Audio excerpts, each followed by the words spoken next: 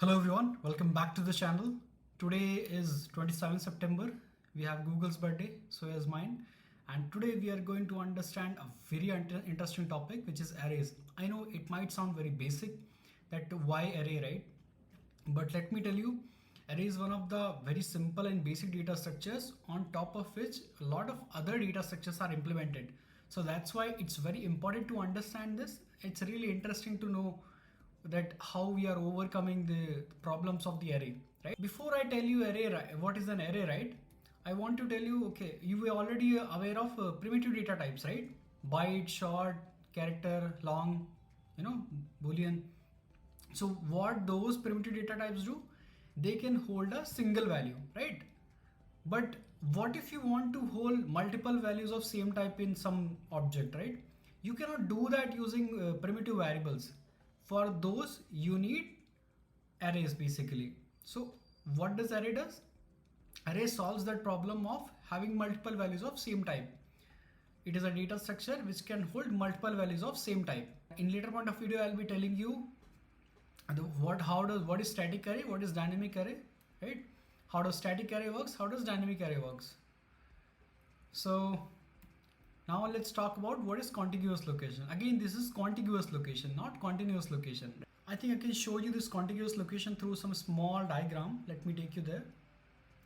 So here what I'm doing, basically I'm just creating some boxes to represent an array. So let's take example of this particular diagram, right? We have this, suppose this is the memory, right? And these are not the indexes that I'm talking about. Okay, let's say this is an integer array. In Java they take for 4 bytes of memory. Let's say this is somewhere in the memory. So in memory, let's say you have array of 4 size, right? And the first element of that array is somewhere at the memory address 100, right? An integer, let's say they take 4 bytes of memory. So immediately you know, right, the next element in your array will be at 104 location. And the next one will be at 108. That means the moment, first integer element where it is ending, immediately the other value is there as a neighboring element, right? So that's why they are immediately close to each other in the memory, right? So that is what is called contiguous location basically. See, my point is to tell you what is contiguous location. There are a lot of ways to store this. I'm not going that much in depth, but this is what contiguous location mean. Immediately close to each other. That is why retrieval by index is fast in array. Right? Okay, why array was created? So array was created basically to store multiple values of same type in a single object. That's it. Let's see how we declare, initialize and print the array. And right, it just taking you through some small syntax, nothing much. So you can declare array in multiple ways, right? This is one way of declaring it, right? With arrays you have to provide sizes in advance. There is no other option. Just to give you a brief context over it, I'll be explaining this later as well. So this is the array list, right, where we have all these methods and all. I'll be telling you how. So there are two types of arrays that I've told you: static arrays and dynamic arrays. These are static arrays where you have to provide size in advance. Now array list is actually implemented using dynamic array. Now how dynamic array works basically? So there is a method called ensure capacity. So when you create an array list, right, what happens? It has a default initial capacity, right? It is created with that much element, assuming you will be having those many elements. But the moment you add more elements, right, immediately this ensure capacity method is called, a new capacity is provided to your array. Basically a new array is created. It copies all the elements of old array to new array, right? And your older array becomes eligible for garbage collection. The new array that you have created, that is the actual array that you have. So now it actually creates a new array with almost double of the size, right?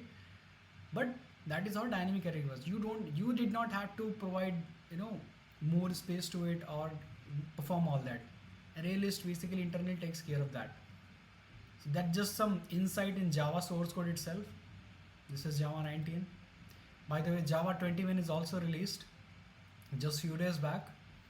So this is just one of the declaration. This is how you declare array. You have to provide size in advance. Arrays, as we know, index always starts with 0, right? So if you have created size of 2, you will have 2 elements in the array at index 0 and index 1, right? This is another way of declaring the array, where you are actually providing the values in advance, right? If you know what are the values that you are going to use in the you're going to have in the array, right?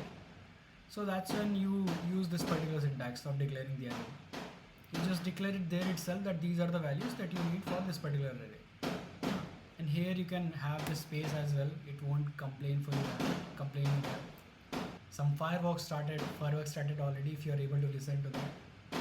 Some functions are going on. If you want to, let's say, access a particular value, right? Suppose in these numbers you want to see what the value is there at index 1.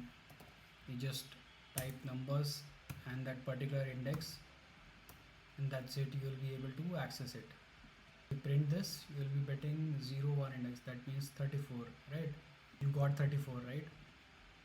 So declaring an array means you just declare it with the size. You by default it is initialized with 0 values, right? And this is called declaring and initializing at the same line. You're declaring that your array will have like 4 size and these will be the elements in it. And this is how we are accessing using the index. Now what if you try to access like 10th index, which is not even there? You will get a classic exception, which is array index out of bound exception. That means you're trying to access a particular index which is not even there in your array. The next is like what are the operations we can do with array, right? We can perform all those insert, deletion, index of, getting size, right?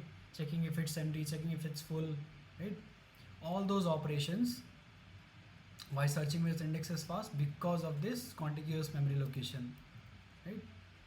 So I already explained you what contiguous memory location is. So now let's understand what are the problems that we have with array, right? So we have basically, two problems with the static array. First thing, you need to provide size in advance, right? Second thing, you have to provide the type as well in advance. So the type and size, these are the two problems that you have with array, right? And size is the real issue, but how? So why I said size? Because let's say if I have this array, right, I can just create one object array here, right? Something like objects is equal to new object array of some 100 or something. So in Java, everything is an object, right? So if I create an array of object type, basically somehow we are able to solve the type problem, right? But still this size we are giving, right? So in static array we are not able to grow it dynamically. So this is the problem we will be solving with array list. Okay. Just now I have explained you like earlier in array list how we'll be solving it. In next video I'll be literally implementing this array list, our own array list in front of you, where we'll be having these insert, delete, index of, size of, all these methods. And this ensure capacity method will be implementing in just 2 lines basically, and in the simplest way. You don't have to remember all the complexities related to it, but the functionalities whenever you have to implement, right, or you have to explain, you immediately using just 2 lines of code you can implement this method. I'll be showing you how we are doing that, and the other methods are also very simple. We'll be implementing those in the next video. So yeah, we understood what is an array, right? So array is a data structure which can hold same type of values for a fixed size, right? The problem which it is solving that we had in primitive types, because primitive types can hold only single values. What is contiguous location? The in memory, in the values which we have in our arrays, right? They are situated as a neighboring elements. One memory location, immediately you have another memory location. That's why index so retrieval with index is also fast. We saw, why array was created, because to hold multiple values of same type. We saw how we are declaring, initializing and printing array. To print array, okay, I can show you one more thing. We have this, suppose you want to print this numbers array. In Java, we have something called as utility classes. So this arrays is one of the utility classes. See, in the java.util package, there we have arrays dot to string numbers. Now if we print this, right, we have this array, you see 20, 34, 56, 78. It printed this whole array. How it works, that we'll be discussing in later videos. Basically this toString method is what is overridden to print this array. Nothing much over there, but I'll be explaining you this implementation in a proper way as well. So you see, this is one of the way to print the arrays. And you can also have this traditional for loop, for I is equal to 0, I is less than numbers dot length I plus plus. You can print these values like numbers of I, which is an index, right? So if you print like this, then also you will have the same thing, right? You see 20, 34, 56, 78, and same thing is done by arrays dot toString as well. So yeah, these are the two ways that you can have it.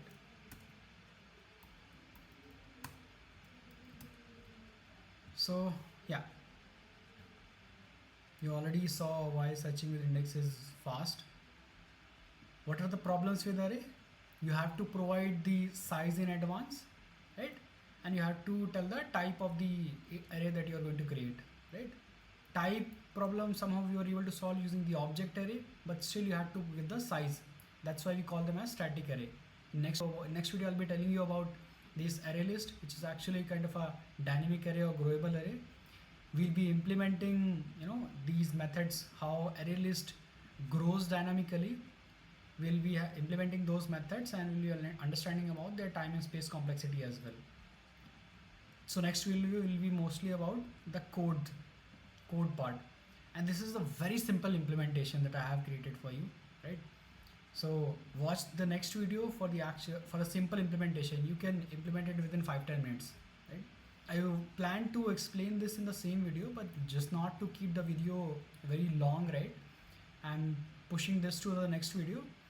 So I hope you are able to understand the array. For obviously this is the first data structure that you know when you try to understand these data structures, right? That's it. I don't want to explain anything more in this video. Next video will be coding this array list itself, also known as growable array or dynamic array. Till then, happy birthday Google. Thanks for teaching so many things to us. And yeah, let's keep the production intact, and may the source be with you. See you in the next video.